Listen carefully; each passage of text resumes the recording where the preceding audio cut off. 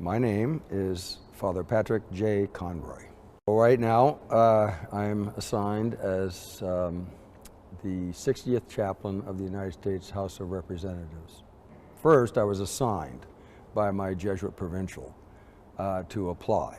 And so after I applied and was chosen, I had the religious thing behind me, but I was chosen by John Boehner as the Speaker of the House, and in cooperation with Nancy Pelosi as the minority leader, because the chaplain's position is a nonpartisan or bipartisan position. So they're the ones who hired me, and I was first sworn in on May 25th, 2011 by the Speaker of the House on the floor of the House. The Catholic Church does not have a teaching on sinfulness about who a person is. It is not a sin to be gay or lesbian or to be straight. It's not a sin to be any race or any tribe.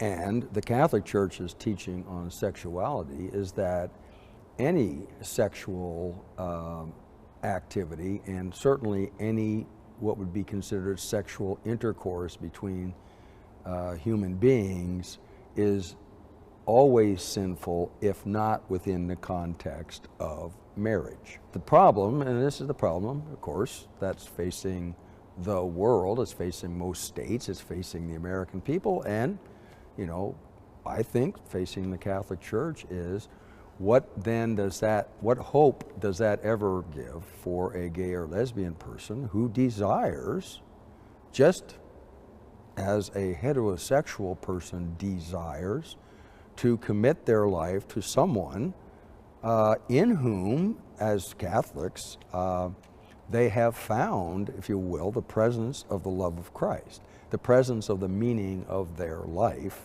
in that person, and where to go with that is the dead end.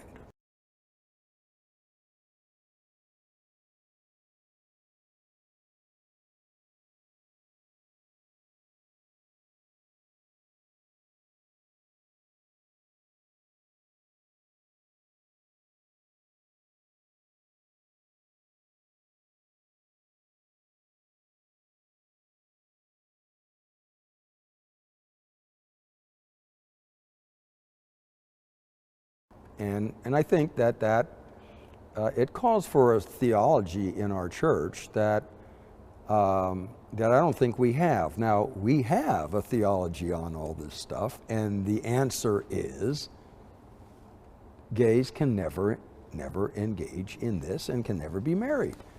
But that's a theology that goes back centuries, and it goes back centuries before there was any understanding of human psychology, human individuality, human sexuality, and all those kinds of understandings of the human psychoses and the human person that weren't as complete prior to these kinds of advances in understanding.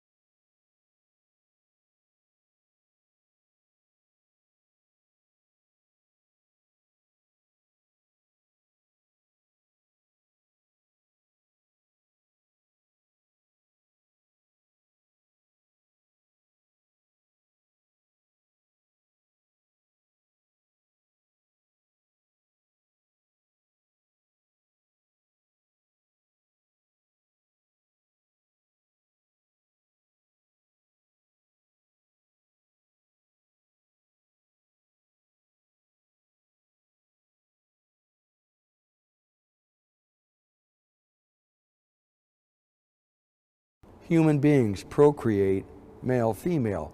But human sexuality isn't just about that. It's about so much more, which is self-evident. I think Pope Francis has given the church, has given us all permission to take these questions seriously and not just answer them out of a categorical, system that worked for centuries, because we didn't have these kinds of complications to deal with. Because we either weren't acknowledging them or we weren't aware of them even.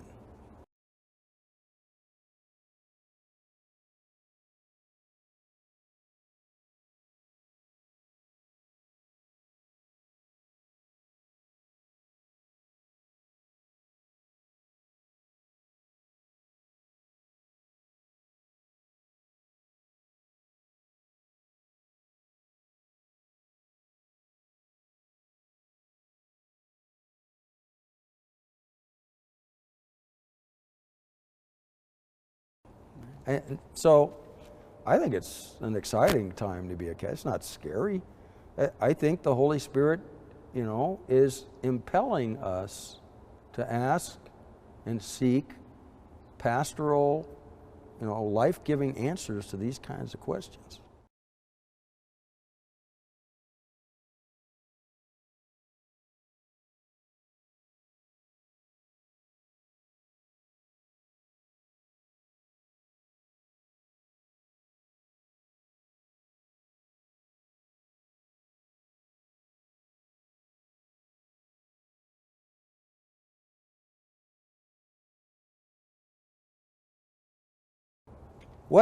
How might God be present in the homosexual experience? How might God be present in homosexual relationship? And our church needs to come up with a way of addressing that so that it is absolutely clear that being gay or lesbian is no different in the eyes of God to being heterosexual insofar as it is being a member of our church.